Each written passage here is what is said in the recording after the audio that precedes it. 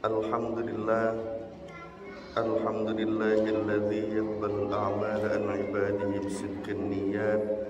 Asyhadu an la ilaha illallah dzul kamalat wa asyhadu anna sayyidana wa nabiyyana Muhammadan abduhu wa rasuluhu dzul mu'jizat. Allahumma salli wa sallim wa barik ala sayyidina Muhammadin wa ala alihi wa ashabihi wa man tabi'ahum ila yaumil qiyamat. Rabbi syrah li sadri wa yassir li amri wahlul 'uqdatam min lisani yafqahu qawli. Amin ya rabbal alamin. Amma ba'du. Apa kabar ibu-ibu sekalian? Alhamdulillahirabbil alamin. Semoga dengan bersyukur kepada Allah, yang sedang kurang sehat disehatkan oleh Allah, yang sedang membutuhkan sesuatu diberikan apa yang dibutuhkannya, yang sedang dalam permasalahan Allah berikan jalan keluar terbaik dari permasalahannya. Insyaallah, amin ya rabbal alamin.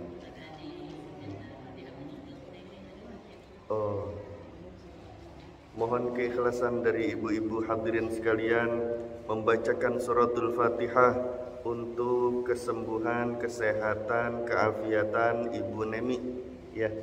Semoga Allah Subhanahu wa taala dengan keberkahan dan rahasia suratul Fatihah kembali menjadikan Ibu Nemi sehat walafiat.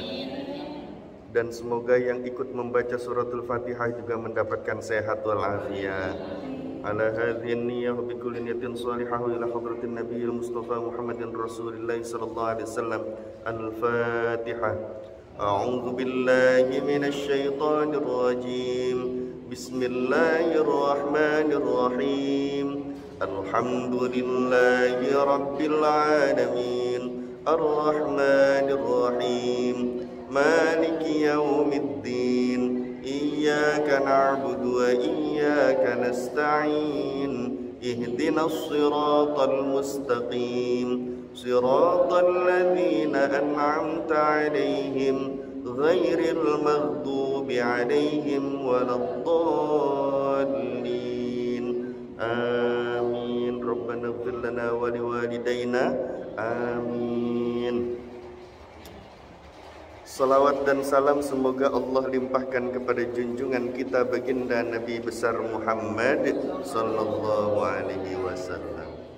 Ngajinya sampai halaman berapa ya? 15. Oh, Masya Allah.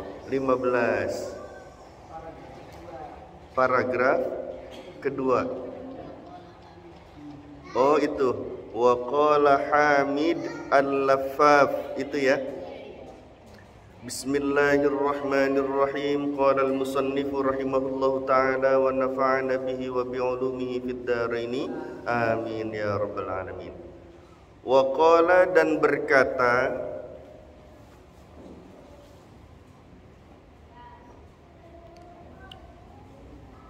Hamid al-Laffaf. Hamid al-Laffaf.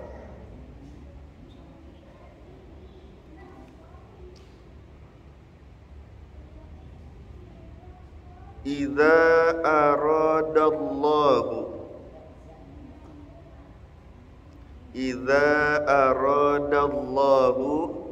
jika Allah menghendaki.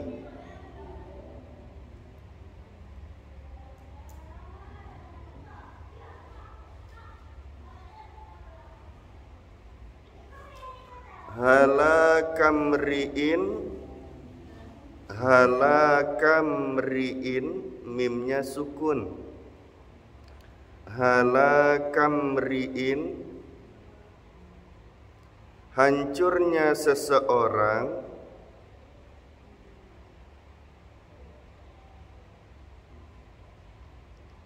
Hancurnya seseorang. Aqabahu,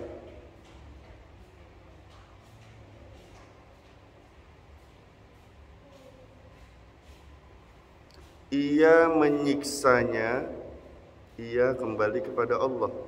Menyiksanya, nya kembali kepada orang yang dihancurkan.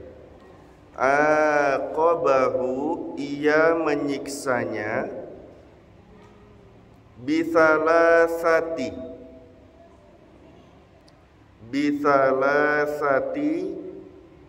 asya'a, bithalasati asya'a, dengan 3 perkara. Bithalasati asya'a, dengan 3 perkara. Awwaluha, yang pertamanya,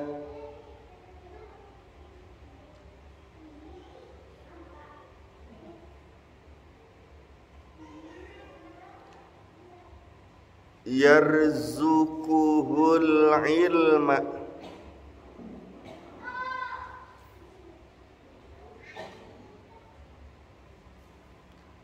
yarzuquhul ilma, ia memberikan rizki kepadanya ilmu, ia memberikan rizki kepadanya ilmu.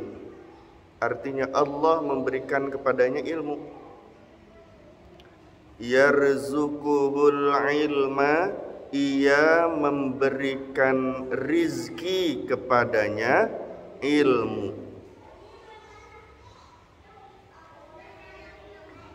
Wa yamna'uhu, dan ia mencegahnya. Kecepatan enggak? Enggak, alhamdulillah. Wa yamna'uhu, dan ia mencegahnya. An amalil ulama'i,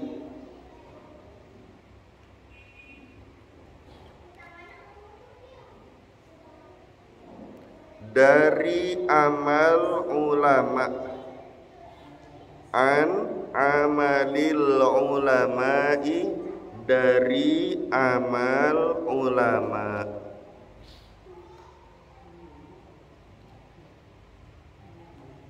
Wasani, dan yang kedua, wasani, dan yang kedua,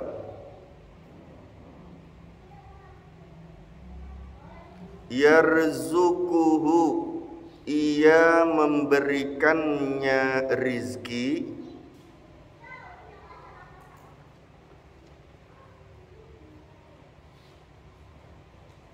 ia memberikannya rizki, suhbatas solihina, suhbatas solihina,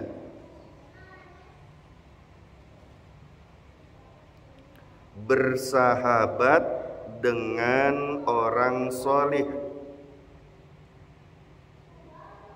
Suhbatas solihina, bersahabat dengan orang soleh. Wa yamna'uhu, dan ia mencegahnya.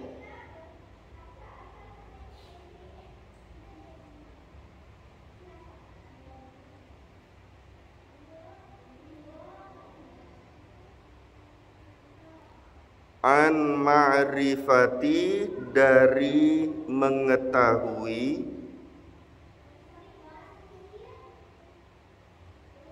dari mengetahui, hukukihim,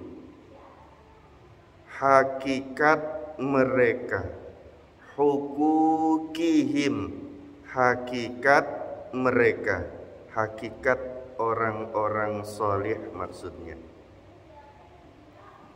Satu lagi, watsalitsu, dan yang ketiga,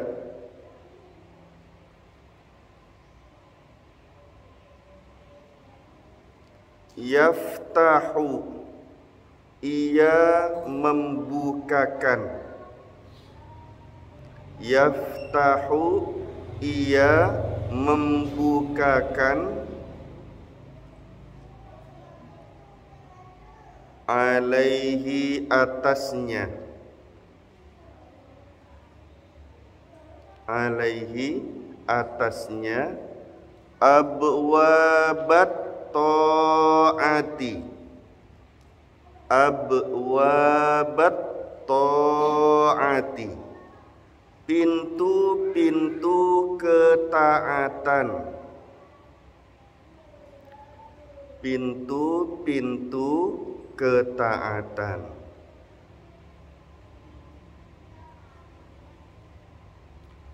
Wa yamna'uhu,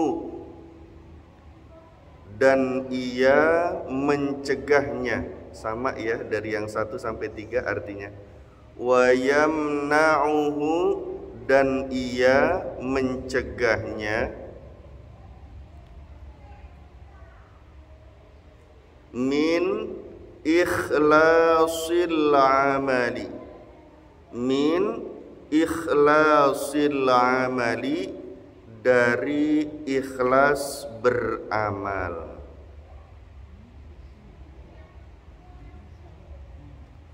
Min ikhlasil amali, dari ikhlas beramal. Kita baca bersama-sama.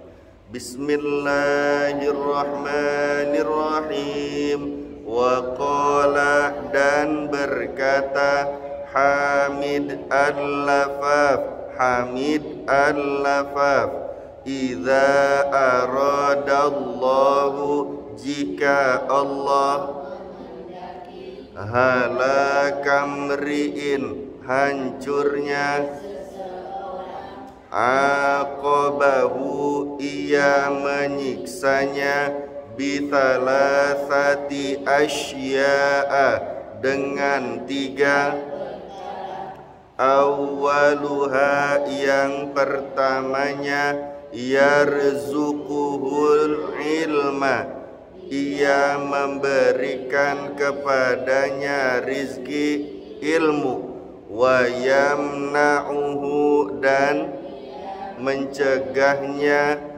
an amalil ulama'i, dari amal ulama, wathani, dan yang kedua, yarzuquhu, ia memberikannya rizki, suhbatas solihina, bersahabat dengan, wa yamna'uhu, dan ia mencegahnya, an ma'rifati, dari mengetahui, hukukihim, hakikat mereka, watsalitsu, dan yang, yaftahu, ia alaihi, atasnya, abwabat ta'ati, pintu-pintu ketaatan, wa yamna'uhu, dan ia mencegahnya, min ikhlasil amali, dari ikhlas Alhamdulillahirabbil alamin.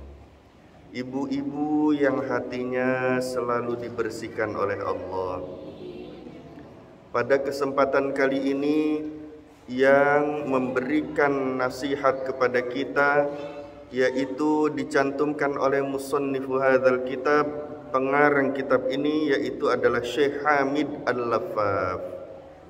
Syekh Hamid al-Lafaf itu berkata, jika Allah menghendaki seseorang itu hancur, ya, kalau Allah pengen seseorang itu hancur, maka Allah akan menyiksanya dengan 3 perkara. Ingat, sebelum dilanjutkan, yang menyebabkan sesuatu itu terjadi siksa-siksa, ingat ya, yang menyebabkan datangnya siksa-siksa itu dosa. Karena dosa itu hakikatnya adalah siksa. Dosa kalau dibuka dalamnya isinya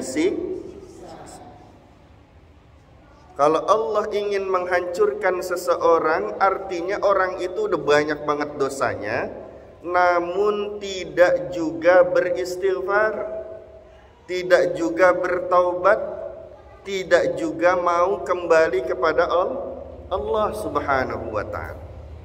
Ya, bukan semena-mena Allah tahu-tahu menghancurkan hamba dan menyiksanya, enggak. Bukan tanpa alasan, bukan. Allah selalu menghendaki kebaikan kepada hambanya, namun hamba itulah yang menyiksa diri sendiri, yang menyebabkan dirinya tersiksa karena ada dosa yang belum ditebus. Jadi kita perhatikan diri kita juga, ya. Nah, kita termasuk di dalamnya atau tidak? Na'udzubillahi min, ya. Artinya kita banyak tersiksa di dunia. Ketika hidup di dunia ini banyak gak enaknya ngerasa tersiksa.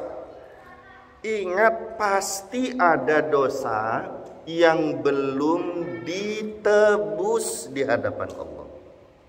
Intinya itu. Akan saya sudah istighfar banyak, mungkin istighfarnya istighfar umum, taubatnya taubat umum, belum mengistighfari istighfar khusus, taubatnya taubat khusus. Contoh, dia minta ampun kepada Allah dengan permohonan ampun yang umum. Ya Allah, ampuni aku, astaghfirullah, ya. Artinya, ya Allah, ampuni aku. Apa yang minta diampuni oleh Allah? Ya Allah kasih ampunan kepadanya. Namun sesuatu yang khusus belum tentu hilang. Contoh, dia menipu orang lain, dia menyakiti perasaan orang lain, belum tentu dapat ampunan Allah sebelum dirinya minta maaf kepada orang itu, mengembalikan apa yang dibuatnya dari kezaliman kepada orang itu. Faham ya?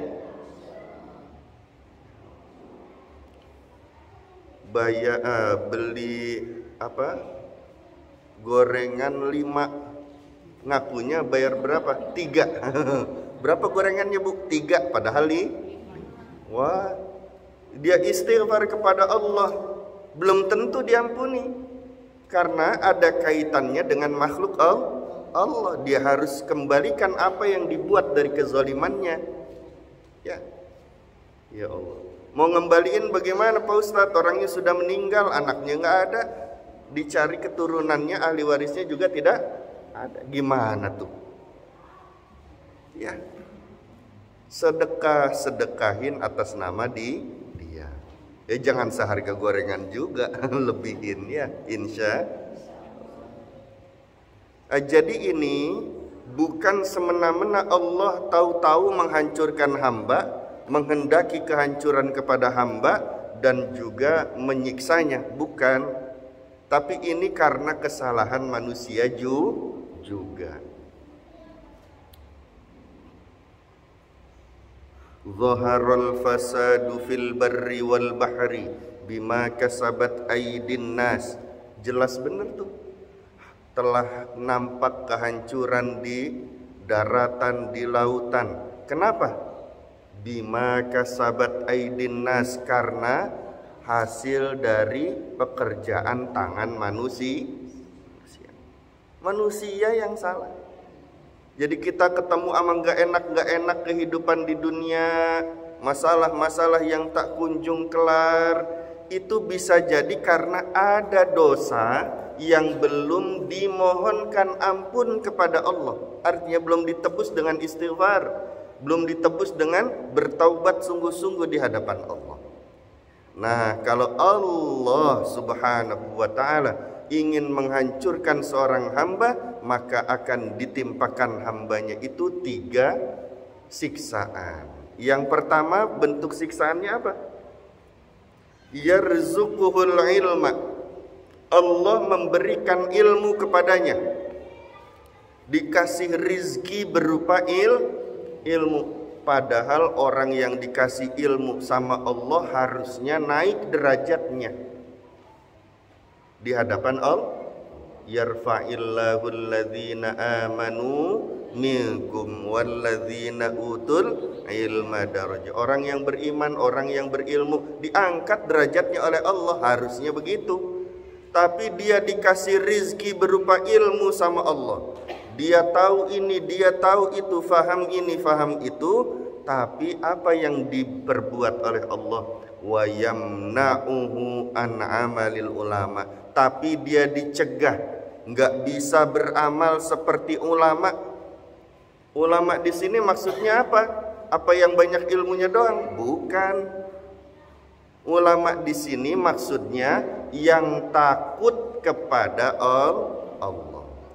Allah Subhanahu wa taala berfirman, "Innama yakhsyallaha min ibadihil ulama." Hanya saja yang paling takut kepada Allah itulah yang disebut ulama.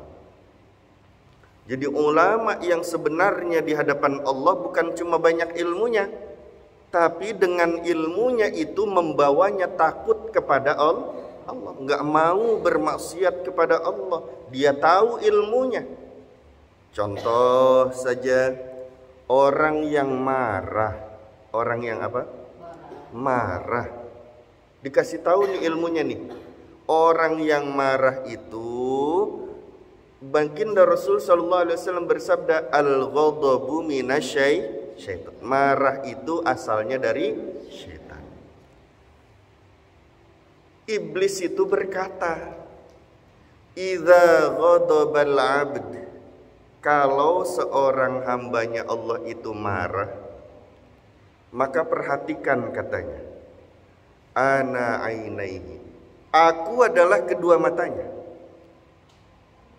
wa ana sam'ihi, akulah pendengarannya, wa ana aidi, aku tangannya, wa ana rijlaihi, aku kakinya, ya, wa ana majra damihi, aku berjalan di seluruh aliran-aliran darah pada tubuhnya. Faja'alahu li, maka jadilah dia itu aku. Na'udzubillahi min. Jadi kalau orang marah tuh jadi setan iblis. Na'udzubillahi min dzalik. Hati-hati. Sebesar apapun kekecewaan kita terhadap seseorang, ketidakcocokan kita terhadap seseorang, jangan sampai marah. Iya. La taghdab walakal jannah. Jangan marah, surga udah buat kamu. Tuh, sampai begitu? Ya sangat-sangat sulit sekali. Dia tahu ilmunya, namun Allah Subhanahu wa taala mencegahnya dari beramal terhadap ilmunya itu seperti amalnya orang-orang yang takut kepada Allah Subhanahu wa taala. Ketika datang tidak cocok, udah tahu ilmu tentang marah juga. Udah tahu bahwa dosanya orang yang meninggalkan sholat itu adalah kufur di hadapan Allah, tercatat sebagai orang kafir di hadapan Allah, ninggalin sholat sekali. Tahu tuh ilmunya, tapi ketika datang azan Allahu Akbar, tetap aja nggak sholat.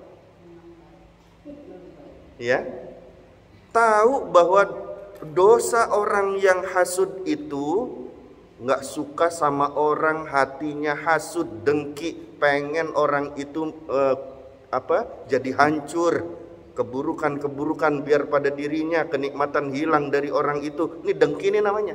Tahu bahwa penyakit dengki itu memakan kebaikan yang banyak itu seperti kayu dibakar, kayu bakar dibakar sama api, ya cepet banget habisnya. Betul nggak?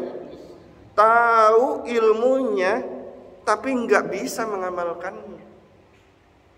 Na'udzubillahi min.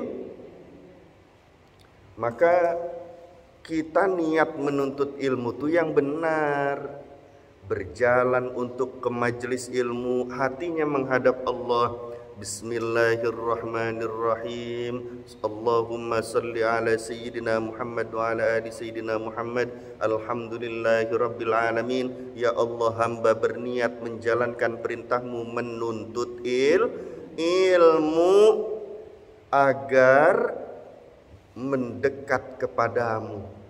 Ditambahin agar bertakwa kepadamu, agar taat kepadamu. Jangan hanya hamba berniat menjalankan perintahmu menuntut ilmu lillahi ta'ala. Ntar kalau udah dapat ilmu, dia banyak dosanya, belum tentu bisa ngamalin ilmu. Maka niat itu dilanjutkan. Jangan hanya niat menuntut ilmu saja, ya. Niat menjalankan perintah Allah, menuntut ilmu supaya bertakwa kepada Allah, agar taat kepada Allah. Paham ya? Baru lillahi ta'ala. Dia sudah nuntut ilmu tahunan, dari kecil menuntut ilmu, betul nggak? Ya. Tapi ternyata banyak dari ilmu-ilmunya Allah yang dicegah kita untuk mengamalkannya. Udah tahu ilmunya ini masih sering terjerumus, betul? Kenapa tuh? Oh, cirinya jangan-jangan kita banyak dosa yang belum diampuni oleh Allah Subhanahu wa ta'ala. Ayo, maka setelah kita menuntut ilmu, atau pada saat menuntut ilmu, atau pada saat ada kesempatan berdoa, berdoalah kepada Allah, memohonlah kepada Allah agar ilmu yang kita dapatkan itu bermanfaat untuk bertakwa kepada Allah. Amin ya rabbal. Kan kita diajarin sama dulu guru-guru kita masih kecil. Umi, Ustazah Ruqayyah kan ngajarin kita dulu waktu masih kecil. Allahumma anfa'na bima 'allamtana wa 'allimna ma yanfa'una. Ini tuh doa yang diajarkan baginda Rasul sallallahu alaihi wasallam. Hadisnya sahih, Imam Bukhari, Muslim, Tirmidzi, Nasa'i semua meriwayatkan. Allahumma anfa'na, ya Allah berikanlah anugerah kemanfaatan kepada kami. Ya, bima 'allamtana, terhadap apa yang telah engkau berikan ilmu, terhadap apa yang engkau ajarkan kepada kami. Wa 'allimna ma yanfa'una, dan ajarkanlah kepada kami ilmu-ilmu yang bermanfaat untuk kami. Tuh, halo. Jadi ilmunya itu bukan jadi sesuatu yang menyebabkan kita bertambah dosanya, bukan. Tapi ilmu itu menjadikan kita dekat dengan Allah. Jadi niat menuntut ilmunya yang benar, ketika menuntut ilmu yang benar, jangan ada sedikit pun rasa tidak suka kepada orang lain, benci terhadap orang lain, merendahkan orang lain. Ketika selesai menuntut ilmu, dia berdoa kepada Allah agar ilmu yang didapatkannya itu bermanfaat, mendekat kepada Allah, bertakwa kepada Allah, taat kepada Allah. Mudah-mudahan kita tergolong orang-orang yang diberikan kemanfaatan ilmu untuk mendekat dan bertakwa kepada Allah. Amin ya rabbal alamin. Nih, ya, dibaca doanya semuanya, insya Allah hafalkan. Allahumma anfa'na bima 'allamtana wa 'allimna ma yanfa'una. Dibaca itu tuh, insya.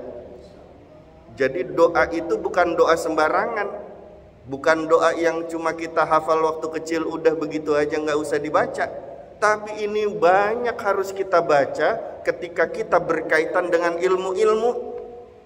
Kita mau ngaji, kita mau ngajarin ngaji, kita mau bersedekah ilmu, kita mau bersedekah informasi, baca. Karena ilmu itu bisa menjadi dia sebagai penyebab jauhnya kita dengan Allah, atau menyebabkan kita dekat dengan Allah. Hati-hati, karena yang pertama kali nanti dipanggil Allah di hari kiamat itu ulama, orang yang banyak ilmunya. Artinya bukan siapa-siapa yang pertama disuruh mempertanggungjawabkan di hadapan Allah tuh siapa? Yang banyak ilmunya. Ulama, iya, ada apa duhai Allah? Kamu berbuat apa ketika di dunia dengan ilmu yang kuberikan kepadamu? Ya, aku dengan Al-Quran itu ya Allah, ku ajarkan siang malam, ku amalkan, semua karena Engkau ya Allah. Apa kata Allah? Kadzabta, kamu dusta, kamu bohong. Naudzubillahi min. Malaikat Zabaniyah seret ke neraka. Naudzubillahi min. Ya. Jadi jangan sampai kita termasuk golongan orang-orang yang dihancurkan oleh Allah dengan siksaan, diberikan ilmu tapi tidak bisa mengamalkannya dengan amalan-amalan orang yang takut kepada Allah. Ya, insya Allah. Yang kedua, dia akan disiksa dengan apa? Allah memberikannya rizki bersahabat dengan orang soleh.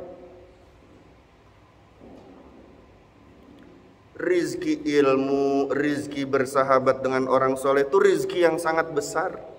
Karena orang soleh itu nanti bisa memberikan syafaat juga kepada kita.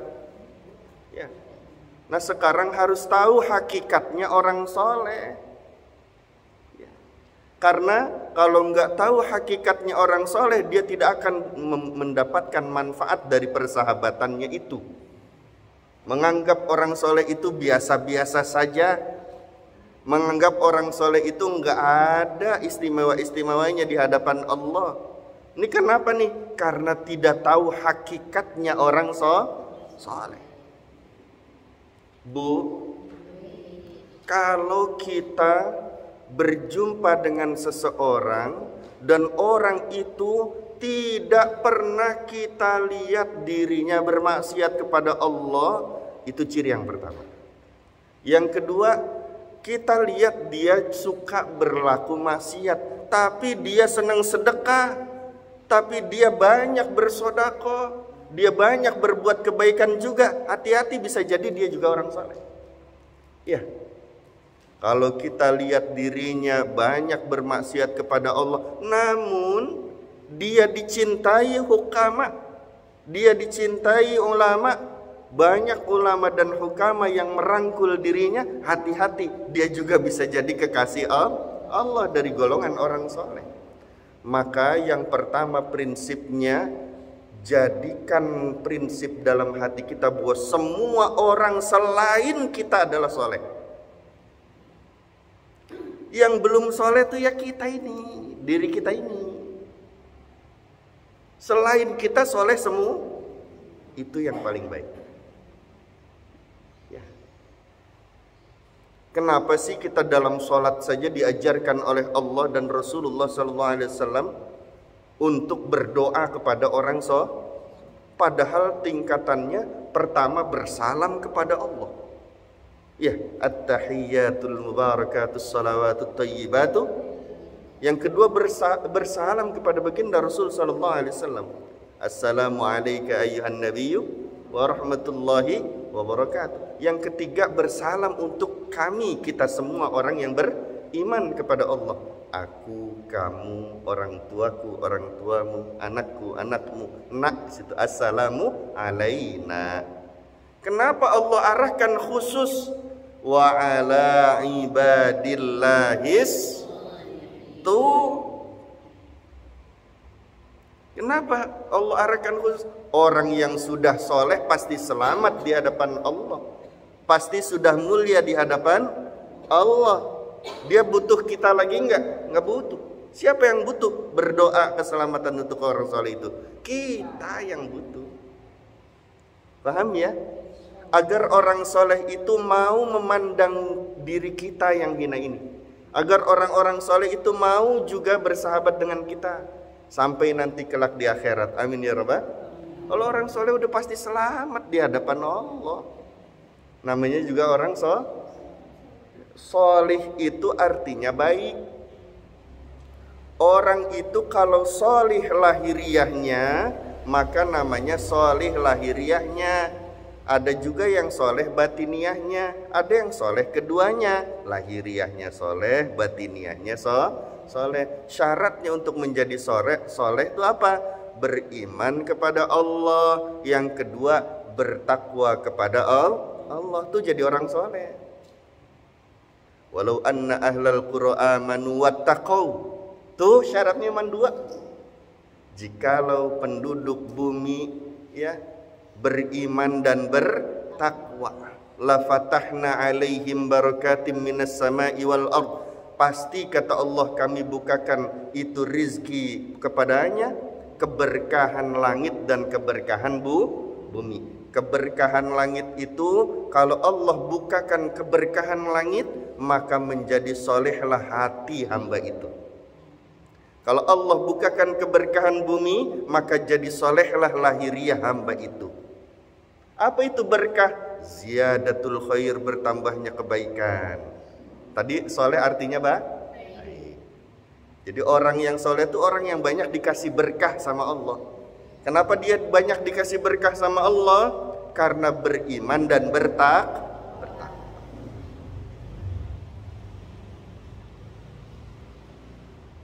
Bu, coba ya, ibu-ibu yakin nggak?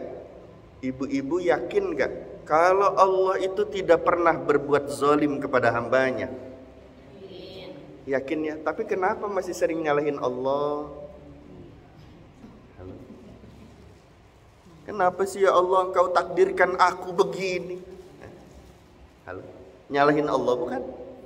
Katanya yakin kalau Allah tidak pernah berbuat zalim. Maka kata orang sono, blame yourself. Salahkan dirimu, jangan salahkan Allah. Halo? Yang diajarkan kepada kita, Rabbana zalamna anfusana wa in lam taghfir lana wa tarhamna lanakunanna minal. Salahin diri sendiri, jangan salahin orang lain, jangan salahin Allah. Kau berjumpa ketidakenakan, kau merasa tersiksa kehidupanmu di dunia, di alam barzah, di akhirat. Kenapa? Ya karena salahmu sendiri. Nah, orang-orang soleh ini sudah baik menurut Allah. Baiknya menurut Allah, bukan baik menurut diriku, bukan baik menurut dirimu, bukan baik menurut pemahaman agama, bukan. Tapi baiknya menurut Allah. Ada di zaman baginda Nabi Musa alaihissalam seseorang yang terkenal, dia itu sering kali beli khamr, botolnya banyak. Sering kali dia duduk-duduk di pelacuran, ya, sampai akhirnya wafatnya itu dibuang ke tempat sampah. Jasadnya tuh, mayatnya dibuang ke tempat sampah oleh masyarakat sekitar. Tapi Allah perintahkan kepada Nabi Musa alaihissalam untuk memuliakannya, mengajak umatnya untuk menyolatinya, membersihkannya, memakamkannya, mendoakannya, mengurus jenazahnya dengan memuliakannya karena Allah Subhanahu wa ta'ala. Nabi Musa bingung, ya Allah, penduduk sekitar ini menjadi saksinya bahwa dia adalah ahli maksiat kepadamu. Iya, tiap hari nyekekin botol, berbotol-botol. Tiap malam berada di tempat pelacuran. Tapi yang nyolatin nabimu, apa kata Allah? Ya, jangan kau hukumi demikian. Coba datangi dulu istrinya. Lihat istrinya, nangis istrinya ketika mengetahui bahwasanya suaminya yang soleh itu dibuang ke tempat sampah mayatnya. Karena istrinya tahu siapa suaminya. Kemudian istrinya menjelaskan kepada Nabi Musa alaihissalam, wahai baginda Nabi Musa, ketahuilah suamiku itu bawa berbotol-botol, bertempat-tempat banyak itu khamr. Sengaja dia borong dari penjual khamr dan dia buang itu khamr. Dia nggak minum sendiri, enggak. Sengaja dia duduk di samping itu pelacuran. Kenapa? Agar setiap yang perempuan itu menjajakan dirinya, dia bayar berapa ongkos kamu tiap malam, nih segini, sudah pulang sana, nggak usah lagi melacur. Halo? Jadi pantas nggak kita menilai orang lain? Pantas nggak kita menilai kita lebih baik dari orang lain? Bisa jadi orang yang kita nilai buruk itu adalah kekasih Allah, maka hancurlah kamu. Na'udzubillahi min. Tuh hati-hati. Makanya nih kita banyak menganggap orang lain selain diri kita itu orang soleh. Udah cukup Jangan merasa diri kita soleh. Ya, anggaplah selain diri kita itu orang cukup selamat insya Allah. Yang ketiga, Allah bukakan kepadanya pintu-pintu ketaatan, namun Allah mencegahnya dari ikhlas di dalam beramal. Ikhlas.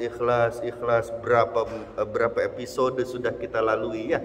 Ini dari awal kan ikhlas terus ya. Maka doanya ia harus juga jangan lupa. Kita bersama-sama mohon kepada Allah, berdoa kepada Allah agar apa yang kita lakukan dari ketaatan, ketakwaan, ibadah kepada Allah semua bernilai ikhlas di hadapan Allah Subhanahu wa taala. Kita baca bersama-sama ya. Bismillahirrahmanirrahim. Allahumma rzuqna al-ikhlas fil a'mal. Lagi. Allahumma rzuqna al-ikhlas fil a'mal. Sekali lagi. Allahumma rzuqna al-ikhlas fil a'mal. Ya Allah, semoga semua yang ada di sini ikhlas karena Engkau saja beramalnya ya Allah, dan terima amal kami semua ya Allah, dan berikan pula kepada semua umat Rasulullah sallallahu alaihi wasallam. Amin ya rabbal alamin. Terima kasih, mohon maaf atas kekurangan dan kesalahan. Semoga Allah Subhanahu wa taala mewafatkan kita dalam keadaan husnul khatimah. Wallahul muwaffiq ila aqwamit thoriq wal 'afwu minkum. Assalamualaikum warahmatullahi wabarakatuh.